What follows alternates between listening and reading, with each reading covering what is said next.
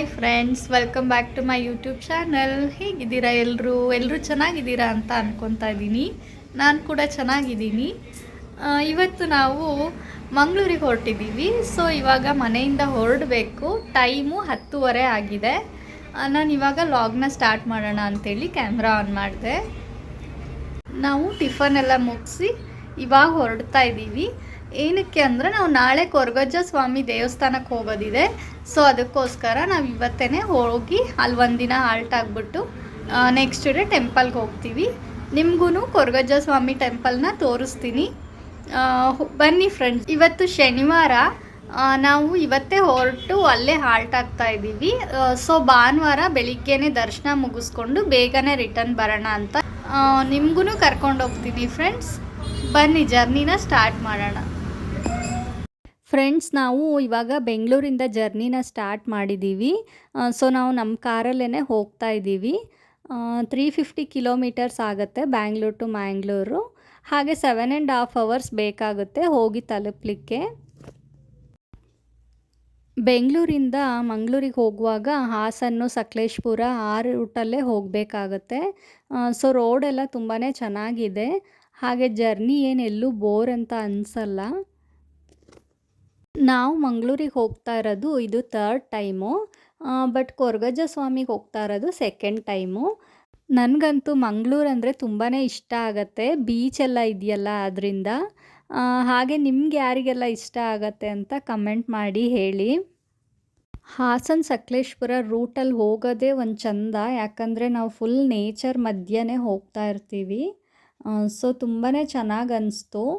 But Sakleshpur ದಾಟಿದ ಮೇಲೆ ಸ್ವಲ್ಪ ರೋಡ್ ಚೆನ್ನಾಗಿರಲಿಲ್ಲ ಅಂತಲೇ ಹೇಳ್ಬೋದು. ಯಾಕಂದರೆ ಅಲ್ಲಿ ಇವಾಗ ರೆಡಿ ಮಾಡ್ತಾ ಇದ್ದಾರೆ. ಸ್ವಲ್ಪ ದೂರ ಈ ರೀತಿಯೇ ಇದೆ, ಮತ್ತು ಅಲ್ಲಿಂದ ಮುಂದೆ ರೋಡ್ ಚೆನ್ನಾಗೇ ಇದೆ. ಸೊ ಹಾಗೆ ನಾವು ಸಕಲೇಶಪುರದಲ್ಲೇ ಊಟ ಮಾಡಿದ್ವಿ ಮಧ್ಯಾಹ್ನ. ಸುರಭಿ ಹೋಟೆಲ್ ಅಂತ ಇದೆ, ಅಲ್ಲಿ ಫುಡ್ಡು ಚೆನ್ನಾಗಿರುತ್ತೆ. ಸೊ ಅಲ್ಲೇ ಊಟ ಮಾಡಿದ್ವಿ.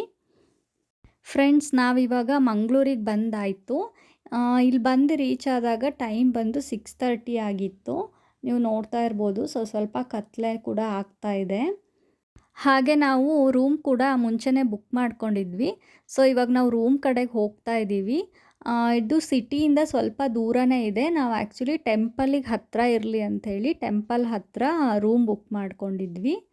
ಮಂಗಳೂರಿಗೆ ಬರ್ತಿದ್ದಾಗೇ ಬೀಚ್ ಸೈಡ್ ಆಗಿರೋದ್ರಿಂದ ತುಂಬಾ ಸೆಕೆನೇ ಸ್ಟಾರ್ಟ್ ಆಯಿತು ಅಂತಲೇ ಹೇಳ್ಬೋದು. ಹಾಗೆ ನಾವಿವಾಗ ರೂಮ್ ಹತ್ರ ಬಂದ್ವಿ ಫ್ರೆಂಡ್ಸ್. ನಾನು ಹೇಳ್ದಾಗೆ ಮುಂಚೆನೇ ರೂಮ್ ಬುಕ್ ಮಾಡಿದ್ವಿ ಆನ್ಲೈನಲ್ಲಿ. ಸೊ ಇವಾಗ ನಾವು ಚೆಕ್ ಇನ್ ಆಗ್ತಾ ಇದ್ದೀವಿ. ನಾವು ಮಾಡಿದಂಥ ರೂಮು ದೇವಸ್ಥಾನದ ಹತ್ತಿರ ಇತ್ತು. ನಾವು ಆನ್ಲೈನಲ್ಲಿ ರೂಮ್ ಬುಕ್ ಮಾಡಲಿಕ್ಕೆ ಚೆಕ್ ಮಾಡಿದಾಗ ಆಲ್ಮೋಸ್ಟ್ ಫುಲ್ ಅಂತ ತೋರಿಸ್ತಾ ಇತ್ತು, ಸ್ಯಾಟರ್ಡೆ ಸಂಡೇ ಆಗಿರೋದ್ರಿಂದ. ಸೊ ನಮಗೆ ನಿಯರ್ ಬೈ ಅಂದರೆ ಇದೇ ಸಿಕ್ಕಿದ್ದು. ಇದು ಅಷ್ಟೇನು ಚೆನ್ನಾಗಿರಲಿಲ್ಲ. ಹಾಗೆ ಓಕೆ ಅನ್ನಿಸ್ತು ಅಷ್ಟೇ. ಇವಾಗ ನೀವು ನೋಡ್ತಾ ಇರೋದು ರೂಮಿಂದ ಆಚೆ ಒಂದು ವ್ಯೂ. ಇದು ಬೆಳಿಗ್ಗೆ ತೆಗ್ದಿರೋ ವಿಡಿಯೋ, ಅಂದರೆ ಸಂಡೇ ಮಾರ್ನಿಂಗ್ ತೆಗ್ದಿರೋ ವಿಡಿಯೋ ಇದು.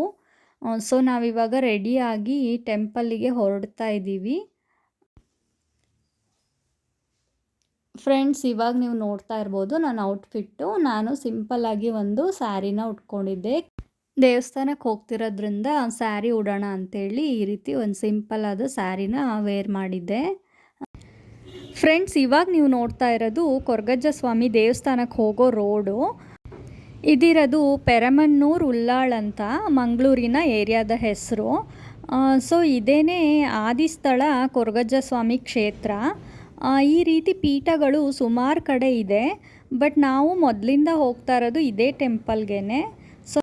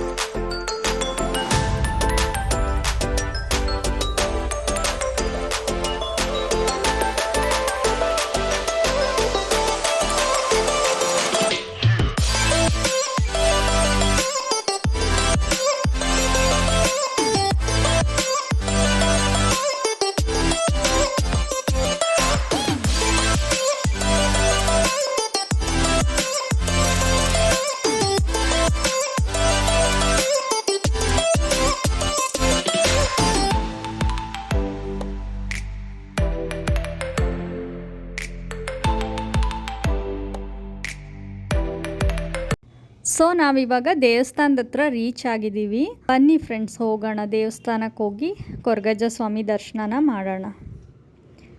ಇವಾಗ ನೀವು ನೋಡ್ತಾ ಇರೋದು ಪಾರ್ಕಿಂಗ್ ಸ್ಪೇಸು. ಇಲ್ಲಿ ಟೆಂಪಲಿಗೆ ಬಂದವ್ರಿಗೆ ಕಾರಿಗೆಲ್ಲ ಪಾರ್ಕಿಂಗಿಗೆ ವ್ಯವಸ್ಥೆ ಇದೆ. ಬಟ್ ದೇವಸ್ಥಾನ ಎಲ್ಲ ಇನ್ನೂ ಕನ್ಸ್ಟ್ರಕ್ಷನ್ ಮಾಡ್ತಾ ಇದ್ದಾರೆ. ಮುಂಚೆ ಎಲ್ಲ ಈ ರೀತಿ ಟೆಂಟಲ್ಲಿ ಇತ್ತು. ಇವಾಗ ಅದನ್ನು ಈ ರೀತಿ ಸ್ಟೋನ್ಸ್ದು ದೇವಸ್ಥಾನನ ಕನ್ಸ್ಟ್ರಕ್ಷನ್ ಮಾಡ್ತಾ ಇದ್ದಾರೆ. ಇವಾಗ ನೀವು ನೋಡ್ತಾ ಇರೋದು ಆದಿಸ್ಥಳ ಶ್ರೀ ರಕ್ತೇಶ್ವರಿ ಅಮ್ಮನವರ ದೇವಸ್ಥಾನ. ಇಲ್ಲಿ ಮೊದಲು ದರ್ಶನ ಮಾಡಿಕೊಂಡು ನಂತರ ಕೊರಗಜ್ಜ ಸ್ವಾಮಿ ದರ್ಶನನ ಮಾಡಬೇಕಾಗತ್ತೆ.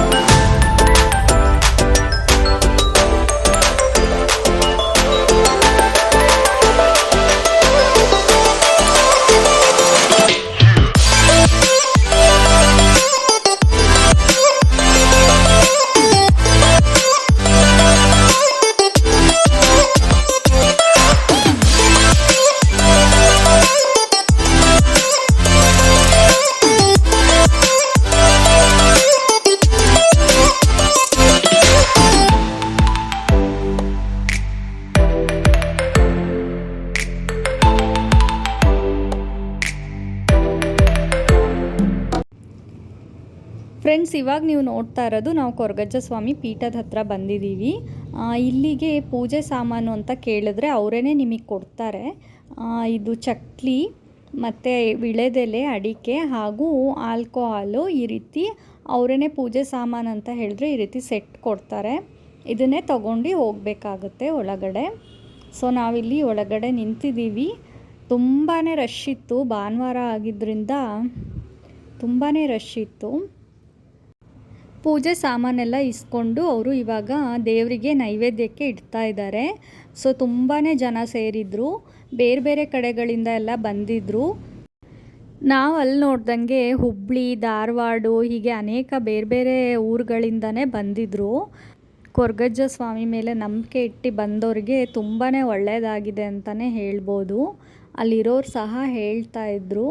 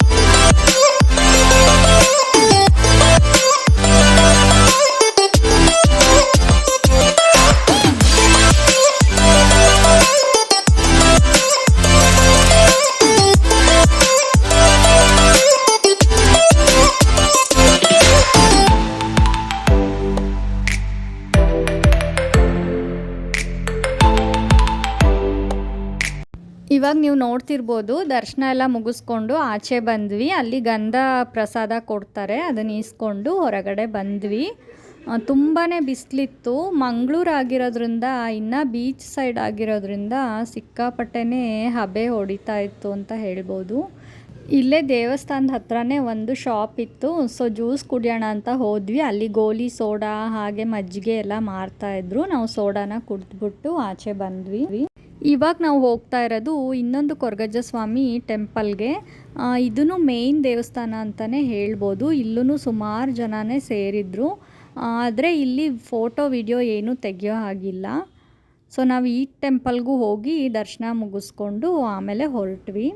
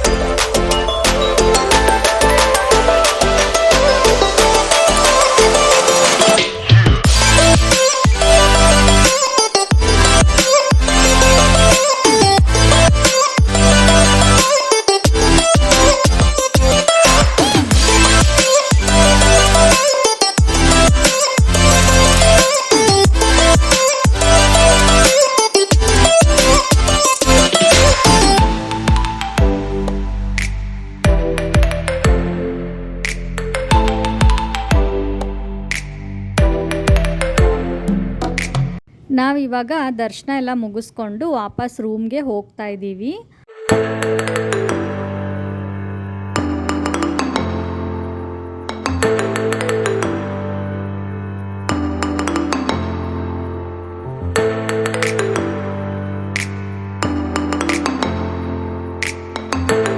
ರೂಮ್ಗೆ ಹೋಗಿ ಡ್ರೆಸ್ ಎಲ್ಲ ಚೇಂಜ್ ಮಾಡಿಕೊಂಡು ಹಾಗೆ ಬೀಚ್ ಹತ್ರ ಹೋಗೋಣ ಅಂತೇಳಿ ಹೋಗ್ತಾ ಇದ್ದೀವಿ. ರೂಮ್ ಕೂಡ ವೆಕೇಟ್ ಮಾಡಬೇಕಿತ್ತು. ವೆಕೇಟ್ ಮಾಡಿಬಿಟ್ಟು ಇವಾಗ ಬೀಚ್ ಹತ್ರ ಬಂದಿದ್ದೀವಿ. ನಾವು ಬಂದಿರೋದು ಪಣಂಬೂರು ಬೀಚ್ಗೆ. ಇದು ತುಂಬಾ ಚೆನ್ನಾಗಿತ್ತು ಅಂತ ಹೇಳ್ಬೋದು. ಇಲ್ಲಿ ವಾಟರ್ ಸ್ಪೋರ್ಟ್ಸ್ ಎಲ್ಲ ಇತ್ತು.